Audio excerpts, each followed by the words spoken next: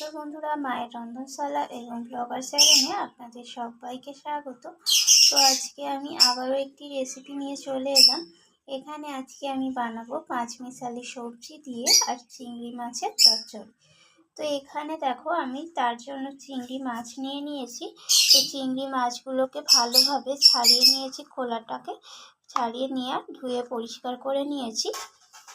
আর এখানে সবজির মধ্যে নিয়েছি আমি উচ্ছে। তো উচ্ছেগুলোকে একটু মোটা মোটা করে কেটে নিয়েছি এইভাবে। আর তার সাথে এখানে নিয়েছি আমি ঢ্যাঁড়স। তো ঢ্যাঁড়সগুলোকে এইভাবে টুকরো করে কেটে নিয়েছি। আর তার সাথে রয়েছে এখানে বেগুন। তো বেগুনগুলোকে এইভাবে লম্বা করে কেটেছি। তার সাথে রয়েছে মিষ্টি কুমড়ো। তো কুমড়োগুলোকেও এইভাবে আমি একটু লম্বা করে কেটে নিয়েছি। আর এখানে আছে লাল আলু। তো লাল আলুগুলোকেও এইভাবে কেটে নিয়েছি। আর এখানে রয়েছে এমনি নর্মাল আলু। তো এই আলুগুলোকেও এইভাবে লম্বা করে কেটে নিয়েছি। আর তার সাথে এখানে আমি বড় সাইজের পেঁয়াজকে একটু মোটা মোটা ছোট ছোট টুকরো করে কেটে নিয়েছি। তো চলুন, এর থেকে বেশি কথা না বাড়িয়ে মাছের রেসিপিটা আমি কিভাবে বানাবো চলুন দেখা যাক।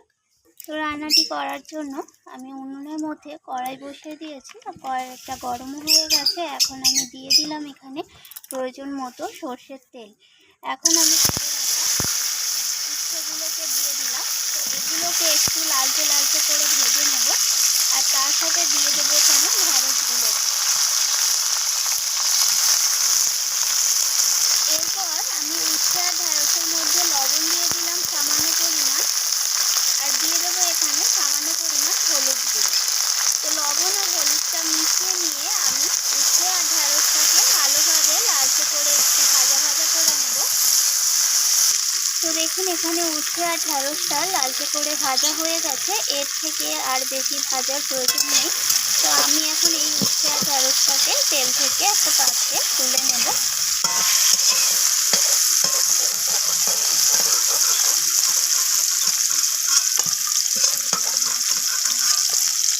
এরপর কড়াইতে ওই একই তেলের মধ্যে আমি কেটে রাখা পেঁয়াজগুলোকে দিয়ে দিলাম। তো পেঁয়াজগুলোকে একটু কালার চেঞ্জ হওয়া পর্যন্ত ভেজে নেব। তো পেঁয়াজটা এখানে ভাজা হয়ে গেছে। দেখুন, আগে থেকে কালারটাও চেঞ্জ হয়ে গেছে পেঁয়াজের। এখন আমি এর মধ্যে দিয়ে দিলাম কেটে রাখা আলুগুলোকে। তো আলুগুলোকে একটু পেঁয়াজের সাথে ভেজে নেব নাড়াচাড়া করে।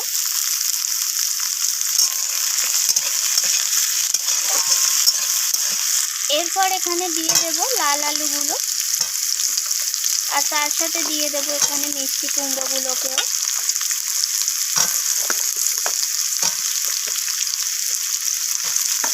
তো সমস্ত কিছু সবজি এইভাবে নাড়াচাড়া করে একটু ভাজা ভাজা করে নিচ্ছি। তো এখানে সবজিগুলো ভাজা হয়ে গেছে। এখন আমি এর মধ্যে প্রয়োজন মতো হলুদ গুঁড়ো দিয়ে দিলাম। আর দিয়ে দেবো এখানে ঝাল অনুযায়ী লাল লঙ্কার গুঁড়ো। আর তার সাথে দিয়ে দেবো এখানে জিরে গুঁড়ো।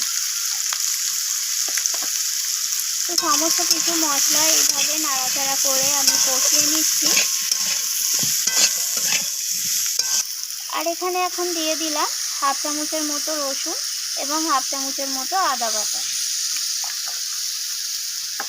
আর দিয়ে দেবো তার সাথে স্বাদ মতো লবণ। তো আবারও সব কিছুকে নাড়াচাড়া করে কষিয়ে নেব। এখন দিয়ে দিলাম এর মধ্যে কেটে রাখা বেগুনগুলোকে। তো আবারও সমস্ত কিছু এইভাবে নাড়াচাড়া করে কষিয়ে নিচ্ছি।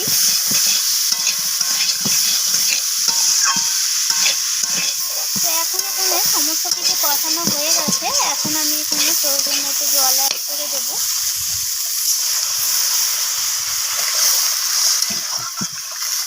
এবার আমি এর মধ্যে দিয়ে দেব ভেজে রাখা ঢ্যাঁড়স আর উচ্ছেটা। তো ঢ্যাঁড়সটাকে দিয়ে আমি কষালাম না, তার কারণ ঢ্যাঁড়সটা এমনিতেই খুবই নরম। তো তাতে করে ঢ্যাঁড়সটা ঘেটে যেতে পারতো, সেই কারণে ঢ্যাঁড়সটা দিয়ে আর কষালাম না। এখন চাপা দিয়ে এটাকে রান্না করে নেব সিদ্ধ হওয়া পর্যন্ত। দেখুন, আমি ঢাকাটা সরিয়ে নিয়েছি আর সমস্ত কিছু সিদ্ধ হয়ে গেছে। এখন আমি এটাকে একটা পাত্রে নামিয়ে রাখবো। তো আবার আমি কড়াইটা ধুয়ে নিয়ে আবার বসিয়ে দিয়েছি উনুনে। তো এখন দিয়ে দেব আরও একটু সর্ষের তেল।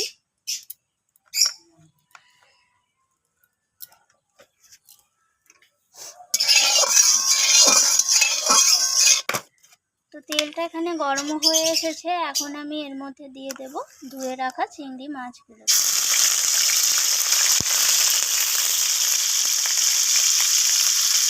তো চিংড়ি মাছগুলোকে একটু ভেজে নেব, খুব বেশি কড়া করে ভাজবো না, তাতে করে চিংড়ি মাছগুলো রাবারি হয়ে যাবে। তো সেই কারণে হালকা করে চিংড়ি মাছগুলোকে একটু ভেজে নেব। তো মাছের মধ্যে দিয়ে দেব একটু লবণ, আর দিয়ে দেব তার সাথে হলুদ গুঁড়ো। তো এরপর মাছটাকে একটু ভেজে নেব হালকা করে।